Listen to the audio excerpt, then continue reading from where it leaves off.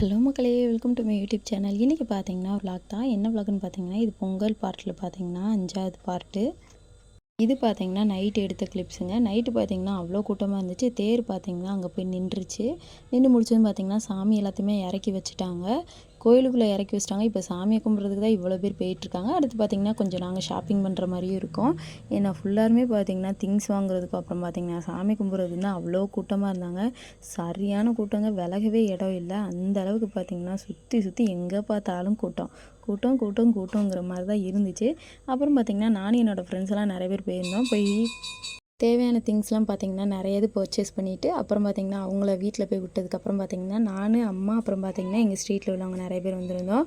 வந்துட்டு பார்த்திங்கன்னா நாங்கள் எல்லாருமே சாமி கும்பிட்றதுக்கு வந்துட்டோம். இப்போ பார்த்திங்கன்னா முளைப்பாரி வரும், அதை பார்க்குறதுக்கு தான் நின்றுட்டுருக்கோம். இப்போ சாமி கும்பிட்றதுக்கே இவ்வளோ கூட்டம் இருக்குது. நடுவில் பார்த்திங்கன்னா நாங்களுமே ஒரு கேப்பில் போய் சாமியை கும்பிட்டு வந்துட்டோம். ஏன்னா நாங்கள் போய்க்கும்போது பார்த்திங்கன்னா கூட்டம் எவ்வளோ தூரத்துக்கு இருந்துச்சுன்னு தெரியுமாங்க, அவ்வளோ தூரத்துக்கு இருந்துச்சு. இப்போ பார்த்திங்கன்னா கூட்டம் கொஞ்சம் குறைஞ்சதுனால நாங்களே பார்த்திங்கன்னா லைனில் போய் நின்றுட்டு உள்ளே போய் நல்லா சாமியை கும்பிட்டாச்சு. கும்பிட்டதுக்கப்புறம் பார்த்திங்கன்னா ரிட்டன் வெளியில் வரும்போது பார்த்திங்கன்னா எப்படியோ புரிசலில் தள்ளி விட்டாங்க. அப்படியே வந்தாச்சு. சாமி பார்த்திங்கன்னா அவ்வளோ அழகாக இருந்துச்சுங்க. ஆனால் இந்த இது பார்த்திங்கன்னா எண்டுக்கு வந்துருச்சு பொங்கல். இப்போ இன்னும் கொஞ்சம் நேரத்தில் இந்த சாமியை தூக்கிட்டு போயிடுவாங்க, அவ்வளோதாங்க. இதுதான் எங்கள் ஊர் பொங்கலேவும்.